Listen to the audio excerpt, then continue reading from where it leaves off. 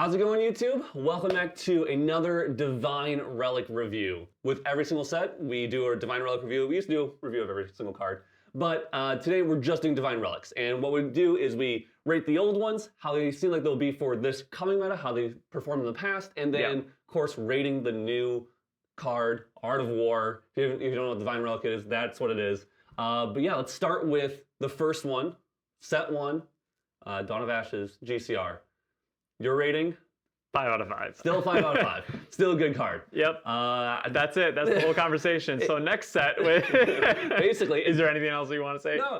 It just gives you value. It's always going to be solid. So yeah, we talk on our Patreon podcast this week about how we are very happy that GCR was not short printed a Divine Relic. They started short printing Divine Relics recently in the past couple of sets, and wow, I'm so glad that didn't happen to GCR because it's the most expensive Divine Relic, or usually is in the market. And it was a 20% chance to pull out of a box, which is, I think now Divine Relics are like 3%. I don't even know if it's not if it's that much. Anyways, 5 maybe. I don't know the actual percentage, but FTC brought us Quicksilver Grail, which we rated a 2 out of 5 at the time of release, which a lot of people clowned on us for, but ended up being 100% accurate. Ascent Houston came and went, and there was one QSG in top 8. Yes. I mean, I guess we had it in our side, but like we didn't use it. Sideboards were different. Yeah. Those are different. But it had pretty much no representation at Houston. It had pretty much no representation at Auckland. And back when we did rate it, we said this will continue to get better the more cards that are released, the more. Because QSG is one of those cards that actually needs other cards to be good. Yes.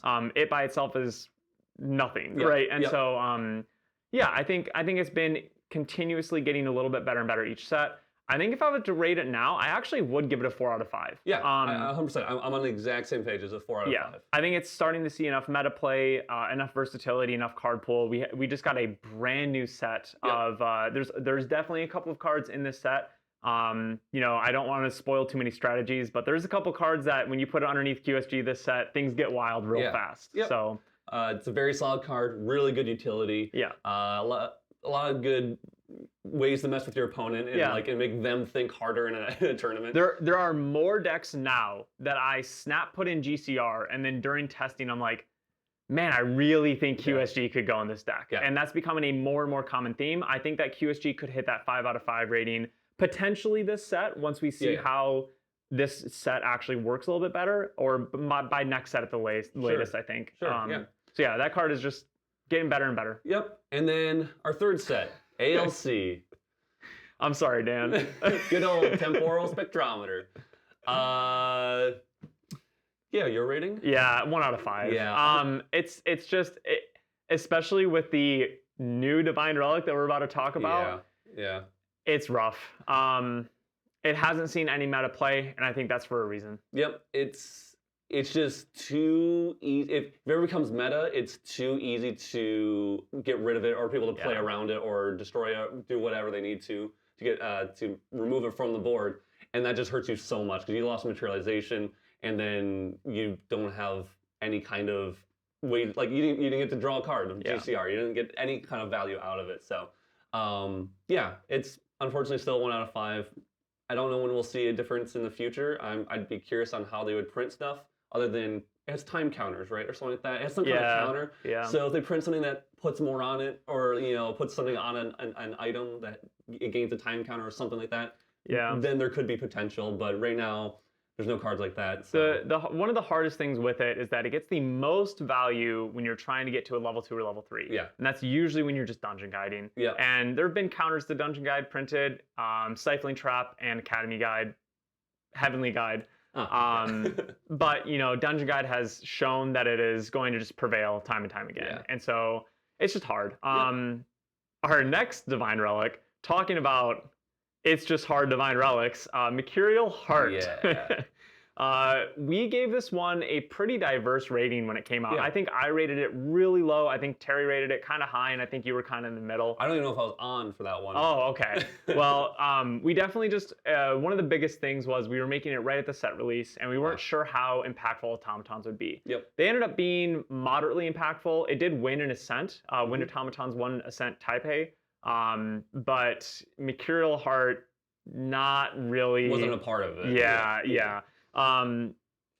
Yeah, it's just not good. It's one of those, it shoehorns it into an archetype. Yeah. So no matter what, it will never have the impact of, or like the 4 out of 5 rating, or like basically, or I guess then higher, because you can only play it in these types of decks. Yeah. Decks that are going to utilize it for automatons, and because of that, it just will never grow past, that. Now, can it be strong? Sure. They can print cards that will synergize really well with it, power cells, all that jazz in the future, but right now it's just kind of lackluster. Right, and just like when we made our QSG ratings, these are ratings for the current time, right? Yeah. This is definitely another card like QSG that could scale a little bit better. I would have more hope for this card scaling in future sets than Temporal Spectrometer. Sure. Because, like we already have Turbocharge, right? A card that if you sacrifice a power cell, you draw 2. So you can turn Mercurial Heart into a really weird and bad GCR if you really want. Yeah. But if there's more cards in the future that are sacrificing power cells or counting the amount of power cells on board, it could actually turn into a very good card. But with our current card pool, with our current meta, 1 out of 5. Yep, 1 out of 5. I was going to say the exact same thing. Yep. Guess what? We didn't talk about our ratings before. No, yeah. So we're both so far clear cut on the same page. These are the pretty easy ones, I think. Next up is Imperial Seal. Yeah, I forgot. Yeah. That existed. Yeah. So this was our first full art UR Divine Relic. Really, really great looking card. Impossible to pull. This is when they really started to make the Divine Relics super hard to pull. I think Mercurial Heart was definitely pretty short printed. Sure. I think it really did go in order. Like GCR was the easiest. Yeah. QSG started to become a little bit harder. There's so much of FTC too. Yeah, right. FTC boxes were cheap and there was just a lot printed, so it didn't feel as bad.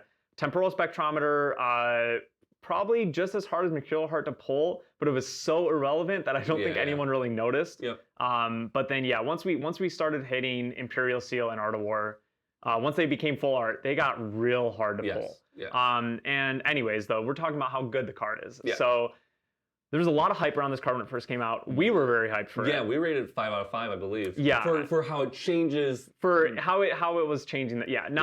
Because we were rating at the beginning of the set. Yeah. We didn't know if it would be good in the meta or not. Yeah. Obviously, that rating was a little high. It didn't actually impact the meta as much as we thought. But it was played in an Ascent top 8 deck, right? Yeah. Right out the gates, Ascent Toronto, the Vanitas dreaded meta. Yeah. Someone took my Win Merlin list and ran it and got top 8. So that was awesome to see. Yeah. It's got some niche functions, but it isn't very meta relevant. I'd probably give it a 2 out of 5. Yeah, I'm teetering between 2 and 3. Yeah. Because it has, especially with this new set, there's so much potential. The card has so much potential. It has so much potential. The reason that holds it back, though, is because it's 1 turn. Yeah. And if your opponent has the out to your 1 turn where you're trying to use that card, you got nothing. That's the biggest thing for me. I think if it permanently enabled them for the rest of the game, it'd be too strong, right? But giving you only 1 single turn, maybe it should be 2 turns. Sure. There's been a lot of decks where I've considered running Imperial Seal, and I'm just like, but until your next, banish it until your next turn. Yeah. If it did that kind of effect. Until the end of your next turn or something. Yeah. Or even the end of your opponent's turn. Or at the beginning of your next turn. Until the beginning of your next turn. So even you could do a Fireball, and then if they Veiling, you could just do, pass Fireball on your turn or something, right? But there's been a lot of non-Fireball strategies that I've tried to build with, and I'm just like, but if I draw these water cards in my fire deck after I've used Imperial Seal, those are now dead draws, I'm gonna rate it 2 out of 5. Yeah. Not because it's bad inherently, it's just it has flaws, but I think we will see a deck that can utilize it really, really well. Yeah. Because I think the best time to utilize it may not be for necessarily just a kill turn, like just Fireball, but some kind of major utility turn that really sets up your future turns. Well, that's what I'm saying. That's what I've been struggling with, because I've been trying to build decks like that, but then when you draw those element cards later, it's just such a dead draw, right? It doesn't matter if you got set up well. If you draw 2 water cards in a row afterwards, it's just rough, you know, like so. But this one definitely has the best capability out of all the ones that we've talked about to just scale kind of by itself, right? To be like figured out. And then also like I think with new set releases, it scales much better than Mercurial Heart. It doesn't have to be pigeonholed into specific support. Every card that they print could technically scale with it. So 2 out of 5, but definitely could see it becoming a 3 out of 5 this meta, and a 4 out of 5 in the future, right? Yeah, definitely. And now, Art of War. Look at that card. I'm surprised we have one. Yeah, I know. So Art of War, really cool card. There's so many things that you go with this card. Let's say our ratings right out of the gate, though. I am going to give it a 5 out of 5. Wow. Okay. Yes. What is your rating for the card? So I'm giving it a 4 out of 5. Okay. And I'm a little hesitant to do that, but I can understand why you'd give it a 5 out of 5. There's multiple reasons. Yeah. Our 5 out of 5, our scale changes a little bit, but essentially 5 out of 5 is meta defining. It can change the game, changes how people play. Yeah. Art of War does that. It forces you can't attack with allies on the turn they're played when this is out on the field. Then you can use it later on to gain value while leveling up. So there's a major leveling up card, like really solid in those kind of decks. Sometimes not even those, you know, it can be played in not just those types of decks. You know, it can be played in decks that aren't utilizing allies as much in general. But the reason why I'm also giving it a 5 out of 5 is because of there's a unique ally that we'll put on screen that can cheat this card out. Yes. And purely for that fact alone, that there are also another card that can get it out and materialize it for you earlier. That's also why I'm giving it a 5 out of 5. There's just too many things with this card, too many synergies with this card that I think there will be several powerful decks that can utilize this well, and that will make it a 5 out of 5. Yeah, no, that's extremely fair. I like that you brought up that not even level 3 decks are only shoehorned into playing this. The really important text to read on this card is it can be used to pay for a memory cost, not a champion memory cost. And so I have put this into level 1 decks while we've been testing for Ascent Seattle. And again, don't want to spoil too many strategies, but like you can put this into a level 1 deck, materialize it, and then you don't even have any champions left in your material deck, but you wait until you're not really like needing this on board, and then you use it to draw a card with the 1-cost regalia. You know, like it is very, very versatile. Yep, it can turn itself into a GCR later on very easily. So that's the big thing. And for using it with whatever that unique ally's name is, you know, it's no secret I test Win Merlin at the start of every format because I'm always excited to see what support that deck will get. And I've done some pretty silly things with that ally in Win Merlin because the ally brings out a scripture or book or tome. Scripture or book? Okay. Which the big ones right now are Art of War, obviously, Tithe, and then there's some class bonus ones. So Tome of Scriptures and Tome of Knowledge, or Tome of... Yeah, Tome of Knowledge for sure. Tome of Knowledge, and then Tome of something, which is the cleric one, basically. No, it's Mage. Is it both? It may be Cleric Mage. We know our cards so well over here at True Champion Gaming. But I run that one in Win Merlin. So anyways, I could have 3 targets with that ally in Win Merlin. And so I go, play it. My first one I bring out is Art of War. Now I'm in Wind Merlin, which has famously always had a hard matchup against aggro, and now I have a giant safeguard, or what are they called? Floodgate against aggro that didn't cost materialization. That's huge because I can still keep leveling up while protecting myself. And the great thing is that you won't be able to swing with your ally, but it is protecting itself as well.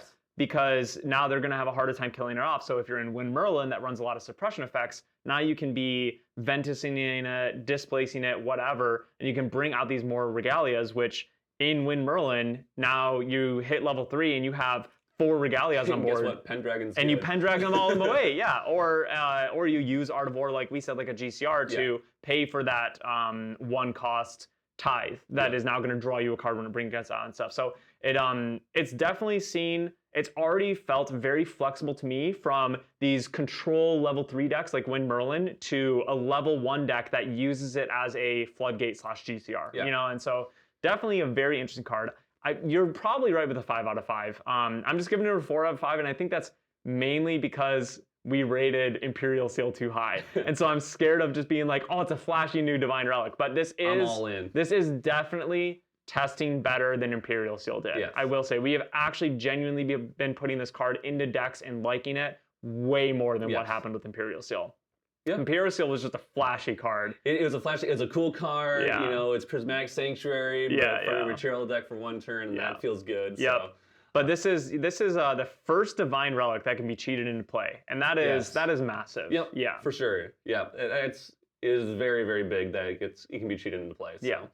I don't think we have anything else to talk about the card. Hope you guys liked the video. We will see you guys in the next one, or see you at Ascent Seattle. Yep. So see you there. Peace.